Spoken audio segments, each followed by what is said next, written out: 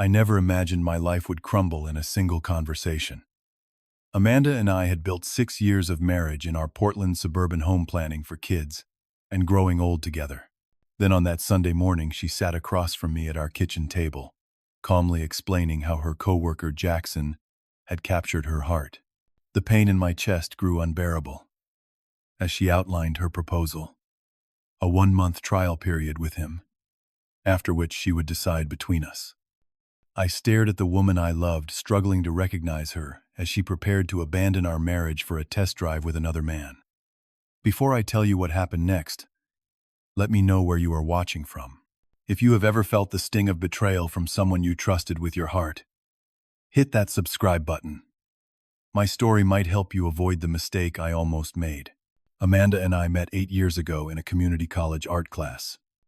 I was taking it as an elective while studying business, and she was pursuing a degree in graphic design. I noticed her immediately, this confident woman with chestnut hair who challenged every critique our professor gave. When she turned my way and smiled during a particularly heated debate about color theory, I felt something click into place. Our first date was at a small coffee shop near campus. We talked until closing time, finding connections in our shared love for hiking independent films and dreams of traveling through Europe someday. 3 dates later, I knew I was falling in love. 6 months in, we were practically inseparable. We married 2 years after meeting in a small ceremony at her parents' vacation cabin by Mount Hood. Nothing fancy, just close friends and family beneath string lights and pine trees. The early years were everything I had hoped for. We took weekend road trips up the coast, saved for our European adventure, and eventually bought our modest 3-bedroom home in a quiet neighborhood. Amanda found success at a marketing firm while I worked my way up at a software company. We talked about starting a family within the next year or two. Life seemed perfectly on track. The first subtle shifts began about 6 months ago. Amanda started working later, her normally affectionate texts becoming shorter and less frequent. She mentioned a big new client that required extra hours and travel. I supported her completely, taking over more household responsibilities and making sure dinner was ready regardless of when she got home. Then came the new wardrobe. Designer clothes replaced her casual style. Her gym routine intensified. When I complimented how great she looked, her response lacked the warmth I was accustomed to. Our previously active, intimate life dwindled, with Amanda often claiming exhaustion from work. I tried everything to reconnect. Surprise date nights, cooking her favorite meals, suggesting weekend getaways. Each attempt was met with distracted appreciation or scheduling conflicts. When I finally expressed concern about our growing distance, she brushed it off as temporary stress from work pressures. There were new friends, 2 colleagues I never met, despite my requests to join them for dinner or drinks. Girls' nights became more frequent sometimes, extending to overnight stays that she explained as too late to drive home. I wanted to trust her. I needed to believe this was simply a phase in our marriage. That Sunday morning in April started like any other. I made coffee while Amanda slept in. When she finally came downstairs, the serious expression on her face immediately set off alarms in my mind. She sat at our kitchen table, hands wrapped around her coffee mug. I will never forget her exact words. "Cody, I need to tell you something important. I have been seeing someone else. His name is Jackson, from the creative team at work. It started 3 months ago." The room seemed to tilt sideways. My coffee mug nearly slipped from my hand. "I am confused about what I want," she continued, her voice steady and rehearsed. "Jackson makes me feel alive in ways I had forgotten. But we have history together, you and I." Then came the proposal that shattered any remaining illusion of our marriage. "I need some time to figure things out. Jackson and I want to try living together for 1 month. After that time, I will decide whether to come back to our marriage or move on with him permanently." My protests came in desperate waves. How could she do this?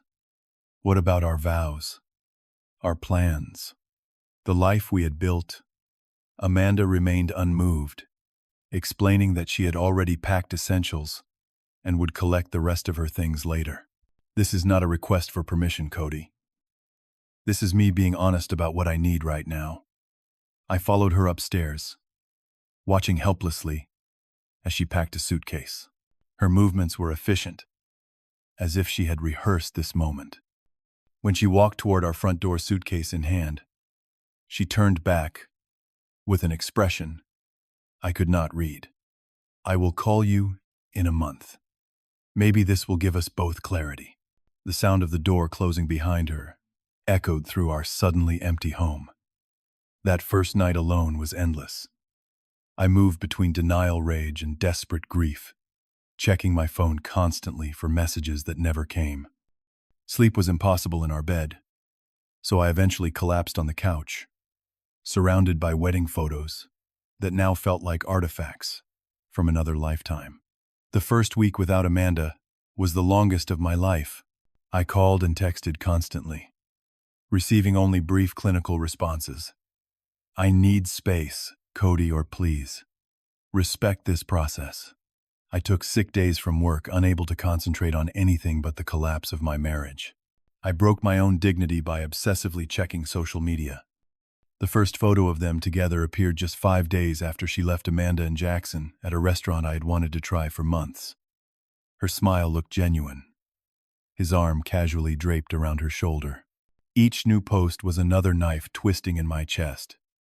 Yet I could not stop torturing myself with these digital glimpses of her new life. Friends reached out with concerned texts and calls. My college buddy Ryan dropped by, unannounced, with takeout food I barely touched. My brother Daniel left voicemails I ignored. I was drowning in humiliation and abandonment, numbing myself with too much whiskey and too little sleep. 10 days into this nightmare, I discovered the first piece of evidence that unraveled everything. Looking for an old tax document, I found a stack of hotel receipts tucked into her desk drawer. Weekend stays dating back 8 months. Not the 3 she had claimed. My hands trembled as I uncovered more lies. A secret credit card statement showed dinner charges at expensive restaurants on nights she claimed to be working late. Jewelry purchases that I had never seen her wear. The following day, my friend Tyler finally confessed what he had been hiding. He had seen Amanda and Jackson together at a concert nearly 11 months ago, looking decidedly more than friendly. Tyler had convinced himself it was innocent at the time, not wanting to cause problems in our marriage without certainty. "I should have told you, man. I am so sorry," Tyler said, genuine remorse in his voice. The final betrayal came when I checked our joint savings account. Amanda had withdrawn $12,000 3 weeks before leaving. Money we had been saving for a down payment on a vacation property.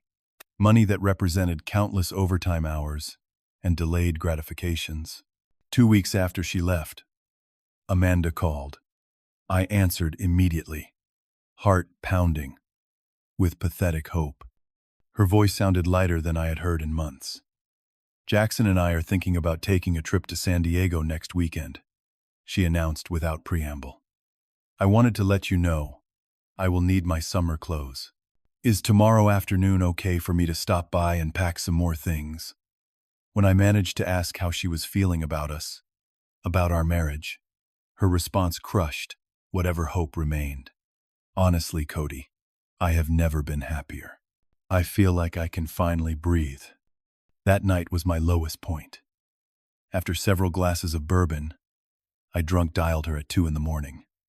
I oscillated between begging her to come home and accusing her of destroying our life together. I barely remember what I said, but the embarrassment hit full force the next morning when I played back the rambling, tearful voicemails I had left. The 3-week mark brought Amanda to our doorstep to collect more belongings. Jackson waited in his sleek black Audi, parked in our driveway, engine running. The sight of him in front of our home felt like a territorial invasion. Amanda breezed past me into the house, heading straight for our bedroom. I followed silently, watching as she efficiently packed designer clothes and jewelry. "I think we should talk about next steps," she said, without looking up from her suitcase. "This situation feels unresolved. Maybe we just need to end things cleanly."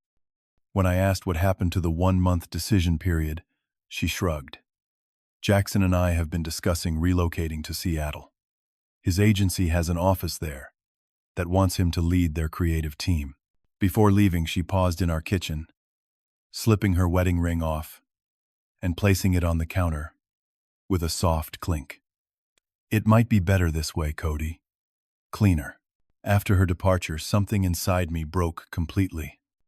I found myself curled on our bathroom floor, sobbing until my throat burned and my eyes swelled shut.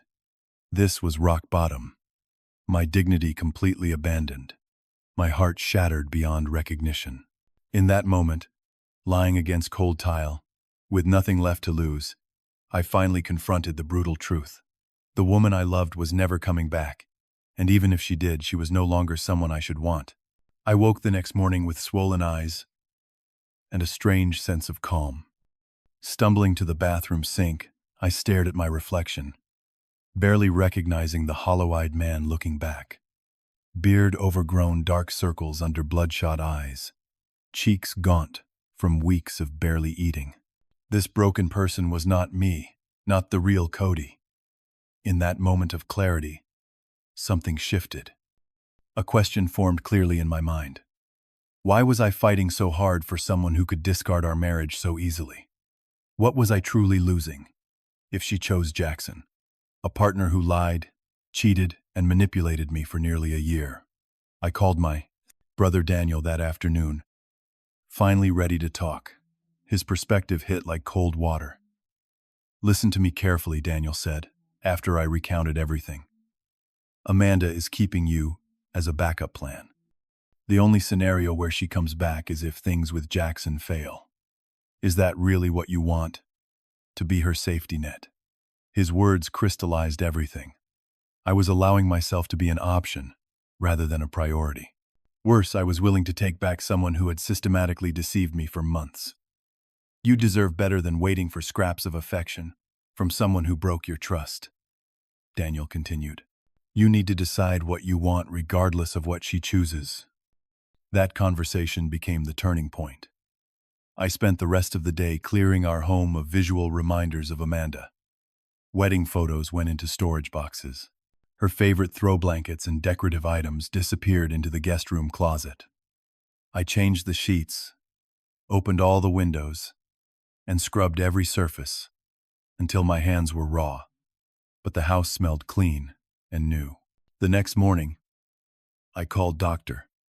Patricia Murray, a therapist my colleague had recommended months ago when I first mentioned marriage troubles. She had an opening that afternoon. Sitting in her comfortable office, I poured out everything from the moment I met Amanda to the bathroom floor breakdown. Dr. Patricia listened attentively before offering her first insight. "What you are describing contains classic patterns of emotional manipulation. The sudden withdrawal of affection, rewriting history, blaming you for her choices while keeping you on standby." For 2 hours, we unpacked the dynamics of my relationship with Amanda. How my willingness to accommodate her needs had slowly eroded boundaries. How my fear of losing her had allowed increasingly unacceptable behavior. These were difficult truths to confront, but each realization felt like reclaiming a piece of myself. Physical change became another focus of my recovery. I joined a local gym and hired Marcus, a personal trainer who specialized in working with clients going through major life changes. The routine and endorphins helped stabilize my mood and improve my sleep. The physical exertion provided healthy outlets for anger and frustration that had been building for weeks. I reconnected with friends. Amanda had subtly distanced me from over the years. My college roommate, Ryan, invited me mountain biking, a hobby I had abandoned when Amanda complained about weekend trips away. My high school friend Jason, now a successful chef, invited me to cooking classes at his restaurant, addressing my diet of takeout and frozen meals. Work became another salvation. I emailed my boss Thomas explaining my situation without unnecessary details. His response was more supportive than I expected, offering flexible hours and understanding about my recent performance dip. The following week, He assigned me to lead an exciting new client project, giving me something positive to focus on. Social media detox was essential to my healing. I deactivated all accounts, cutting off the constant stream of updates about Amanda and Jackson. This single action immediately improved my mental health, removing the compulsion to check for new photos or updates about their relationship. At Dr. Patrick's recommendation, I consulted with attorney Sophia Williams about protecting myself financially and legally. She helped me document the timeline of abandonment and infidelity, gather evidence of the removed savings, and prepare preliminary divorce papers. Merely having these documents drafted gave me a sense of control I had been missing. You do not have to file these immediately, Sophia explained, but having them ready puts the decision in your hands rather than waiting for Amanda to decide your fate. With her guidance, I also began the process of refinancing the house solely in my name. The equity and stability of keeping our home became important symbols of moving forward on my terms. Each day brought small victories: cooking myself a proper meal, sleeping through the night without alcohol, laughing genuinely at a friend's joke, playing guitar again in the spare room. I converted to a music studio, rediscovering a passion Amanda had subtly discouraged as impractical. 3 weeks into my transformation, I realized I had gone an entire day without thinking about Amanda. This seemingly small achievement felt monumental. I was no longer defining my worth through her eyes or waiting for her decision. I was rebuilding my life according to my own values and desires. By the time the 1-month mark approached, I had developed new routines, rediscovered old passions, and created a support network of friends, family, and professionals. The broken man from the bathroom floor was fading, replaced by someone stronger and more self-aware than the person Amanda had left behind. Exactly 1 month after her departure, Amanda returned as promised. Her text was brief: "Coming by at 7 to talk. We need to make decisions." I spent the day in calm preparation rather than anxious anticipation. After work, I went to the gym, took a long shower, and dressed in clothes that represented my renewed confidence.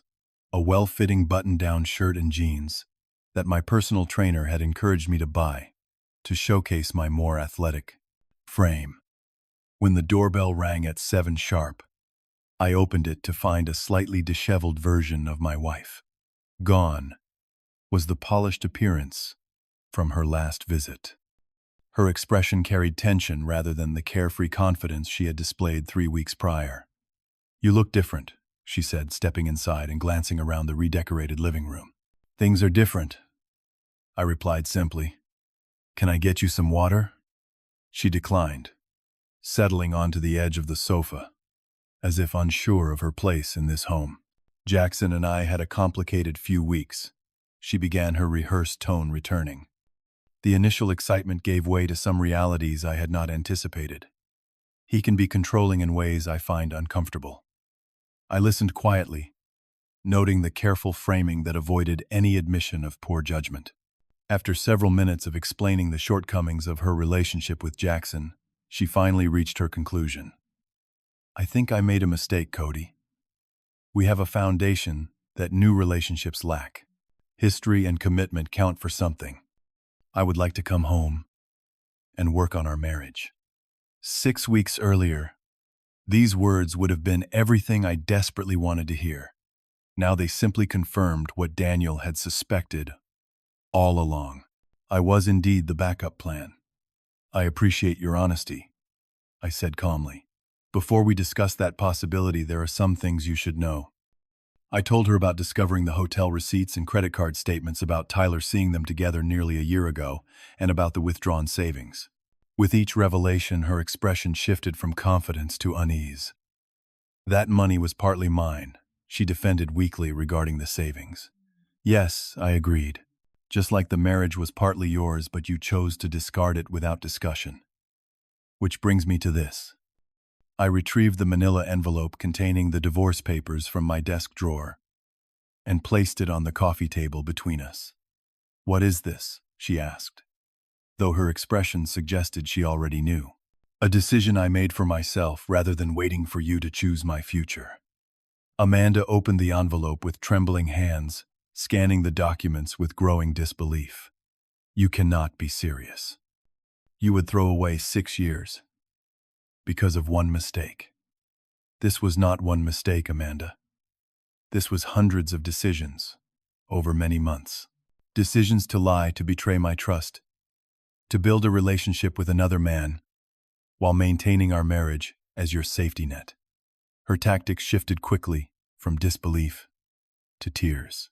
She reminded me of our history, our dreams, the life we had planned together. When this failed to move me, she turned to anger, accusing me of giving up too easily, of not fighting for our marriage the way she expected. "I did fight," I responded quietly. "For weeks after you left, I fought desperately. You saw that pain as weakness and used it to keep me waiting while you tested another option. That is not love, Amanda." The conversation continued for nearly 2 hours, cycling through her attempts at reconciliation and my calm but firm refusal. Eventually, her arguments exhausted themselves against my resolved clarity. "What happens now?" she asked, finally defeat evident in her posture. "You sign these papers. We divide our assets fairly, and we both move forward separately. Jackson or no Jackson." She left without signing, promising to think about everything. 3 days later, her attorney contacted Sophia to begin formal proceedings. The weeks following our final conversation were not without pain.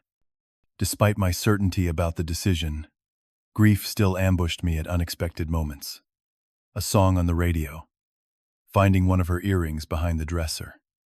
Habits formed over 6 years do not disappear overnight. Dr. Patricia helped me process these feelings without interpreting them as regret. "Grieving the end of your marriage is natural and healthy, even when ending it was the right choice," she explained. "Acknowledging the loss does not mean you made the wrong decision." My support network proved invaluable during this transition. Daniel checked in daily. Ryan and Jason maintained our regular activities, providing distraction and normalcy. My parents, initially shocked by our separation, rallied with practical and emotional support. 3 months after Amanda left, our divorce was finalized with surprisingly little conflict. She kept most of the furniture and art while I retained the house with an agreement to refinance and buy out her equity share. The cleaner financial separation was possible, partly because she seemed eager to complete the process quickly after learning that Jackson had been offered a permanent position in Seattle. 4 months post-separation, I ran into them at a restaurant downtown. They were clearly arguing in hushed tones, not noticing me until I was walking past their table. The momentary eye contact with Amanda revealed something unexpected. I felt nothing significant. No jealousy. No lingering desire. Not even substantial anger. Just a distant recognition of someone who had once been central to my life, but now existed on the periphery. 6 months into my new life, I attended a charity fundraiser for the local animal shelter with Ryan. There, I met Natalie, a veterinarian with an easy laugh and straightforward communication style. Our conversation flowed naturally, touching on books, hiking trails, and rescue dogs. When she gave me her number, I felt a flutter of interest that was entirely different from the desperate need that had characterized my feelings toward Amanda in our final months. Our first few dates were deliberately casual and slow-paced. I was transparent about my recent divorce without dwelling on details. Natalie shared her own past relationship challenges with refreshing candor. Neither of us felt pressured to define our connection prematurely, allowing trust to build organically. Through this journey, I learned fundamental truths that transformed my approach to relationships and self-worth. Loving someone deeply is never justification for accepting disrespect or betrayal. The strength I discovered in solitude proved more valuable than the false security of a compromised partnership. The friends who appeared during my darkest moments revealed the true meaning of loyalty. Most importantly, I learned that sometimes losing everything you thought you wanted creates space for what you actually need. The collapse of my marriage forced growth that comfort would never have inspired. 1 year after Amanda walked out our front door, I stood on Mount Hood at sunrise, the same place where we once exchanged vows. I had returned not to mourn what was lost, but to appreciate how far I had traveled. The path had been painful, but the perspective gained was invaluable. Sometimes the worst betrayals lead to the most profound redemptions, not through forgiveness of others, but through reclaiming your own worth. Have you ever had to make a difficult choice between what was comfortable and what was right for your self-respect? Let me know in the comments below. If my story resonated with you, please hit the subscribe button and share this video with someone who might need to hear that choosing yourself is not selfish, but necessary. Thank you for listening to my journey, and remember that your worth is never determined by someone else choosing you, but by you choosing yourself first. I will see you in the next video.